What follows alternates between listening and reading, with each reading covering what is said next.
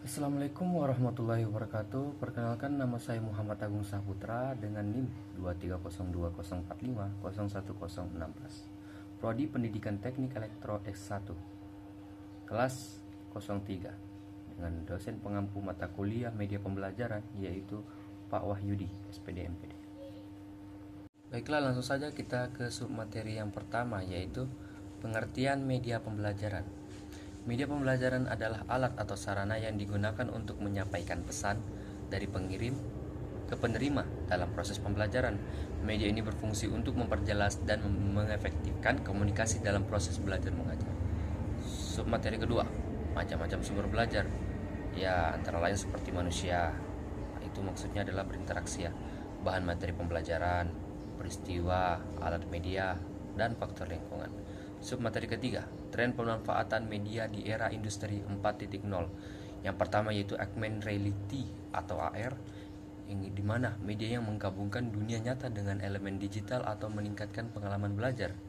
Yang kedua, digital video interaktif, media video yang memungkinkan interaksi antara siswa dan konten, memberikan pengalaman belajar yang lebih mendalam dan personal. Yang ketiga, animasi, digunakan untuk menjelaskan konsep yang kompleks dengan cara visual yang menarik. Submateri yang keempat yaitu satu, memperjelas pesan.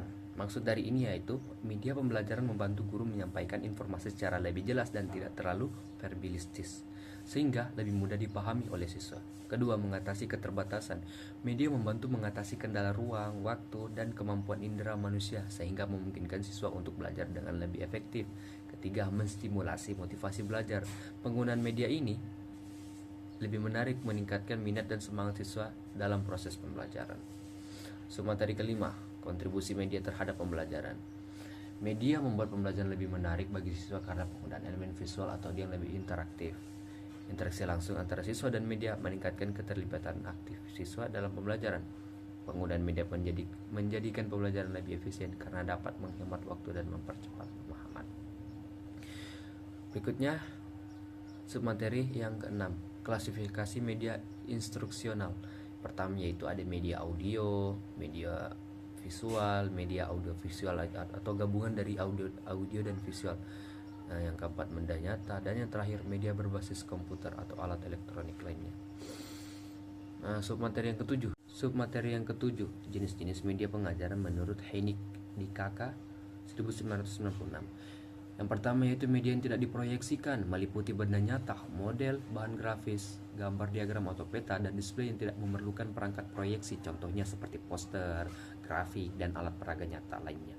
Yang kedua, lawan dari media tidak diproyeksikan yaitu media yang diproyeksikan. Media yang membutuhkan alat proyeksi untuk menampilkan materi seperti overhead projector dan slide projector. Media ini memerlukan transparansi atau film untuk digunakan. Setelah submateri yang ke-8, prinsip-prinsip dasar dalam desain infografis. Yang pertama itu kesederhanaan, simplicity. Desain infografis harus sederhana dan mudah dipahami, hanya menggunakan kata kunci yang penting dan menghindari terlalu banyak detail sehingga tidak membosankan. Yang kedua itu keseimbangan, balance. Elemen visual dalam infografis harus seimbang antara teks, gambar, dan warna sehingga terlihat rapi dan tidak membingungkan pembaca. Yang terakhir, keterpaduan, unity. Semua elemen dalam infografis harus saling berhubungan dan mendukung satu pesan utama yang ingin disampaikan. Submateri yang ke-9 yaitu pengertian R&D, penelitian dan pengembangan. R&D, Research and Development, dalam konteks pendidikan adalah metode yang digunakan untuk menghasilkan produk baru atau mengembangkan produk yang sudah ada serta menguji keefektifannya. Produk ini dapat berupa media pembelajaran, kurikulum, atau alat bantu pendidikan lainnya. Tujuan dari R&D adalah untuk menciptakan inovasi dalam proses pembelajaran sehingga dapat meningkatkan kualitas pendidikan. Baiklah, ini adalah submateri yang terakhir yaitu model pengembangan prototipe produk pendidikan. Pengembangan prototipe dalam pendidikan bertujuan untuk menciptakan prototipe produk yang dapat diuji dan dievaluasi sebelum diproduksi secara massal. Prototipe ini merupakan versi awal dari produk yang dikembangkan dan digunakan untuk memastikan bahwa produk tersebut memenuhi kebutuhan dan efektivitas dalam proses pembelajaran.